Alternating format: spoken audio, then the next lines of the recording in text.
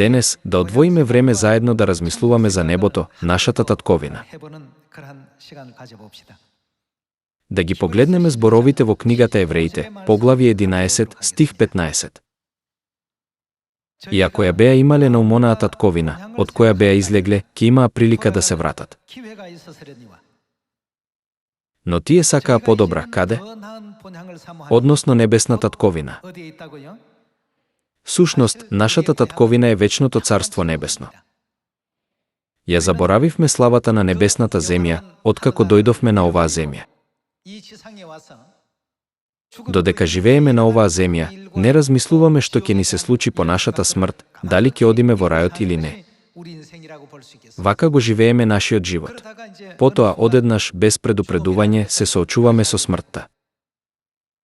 Затоа се вели, да мислеле на земјата што ја напуштиле се.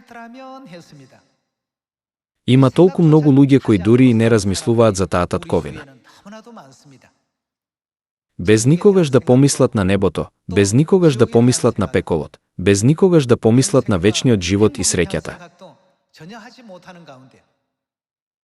Тие само залудно го трошат секој ден што Бог им го дал. Нашиот дом е вечното царство небесно. Небото е нашата татковина. Постои сцена каде што Јаков разговарал со фараонот, кралот на Египет, и Јаков рекол: деновите на мојот живот на земјата се 130 години.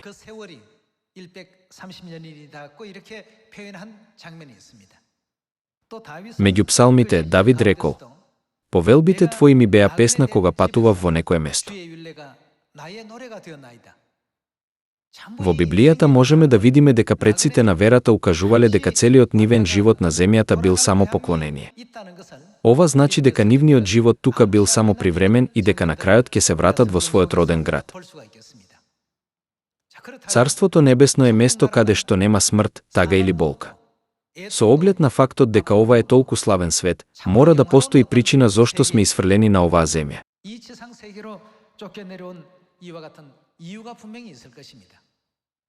Да го погледнеме Исаија, поглавје 59, стих 2. Но беззаконијата ваши ве разделија од вашиот Бог и гревовите ваши прават да го сокрива лицето свое од вас, за да не слуша. Библијата научи вака.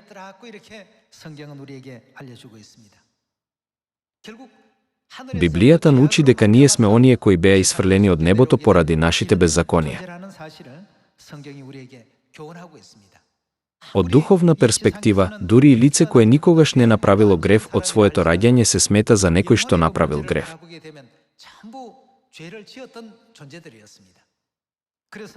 Затоа Библијата вели дека нема никој на оваа земја кој може да тврди дека е без грев.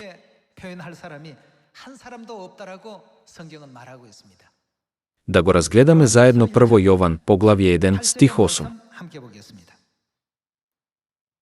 Ако кажеме дека немаме грев, се лажеме сами себе и вистината не е во нас.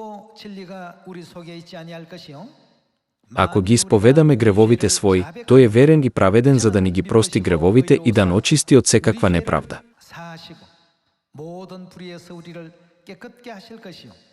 Ако пак речеме дека не сме сгрешиле, него го правиме лажливец и словото негово не е во нас.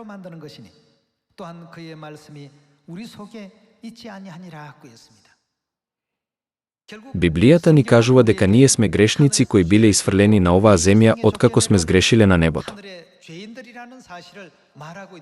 Меѓутоа, ако некој рече, немам никаков грев, јас сум непорочен, не сум грешник,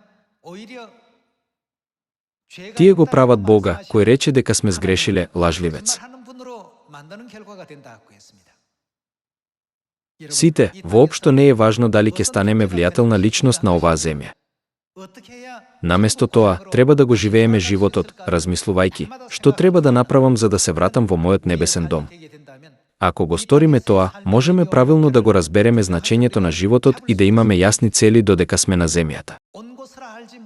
Бидејќи не знаат од каде се, не знаат ни каде да одат. Повеќето луѓе не ја знаат целта на нивниот живот на земјата ако им го поставите едноставното прашање. Која е целта на вашиот живот? Тие само велат, живеам затоа што треба да се грижам за моето семејство и да ги одгледам моите деца. Живеам за да купам куќа затоа што нема. Овие не треба да бидат целите на нашиот живот.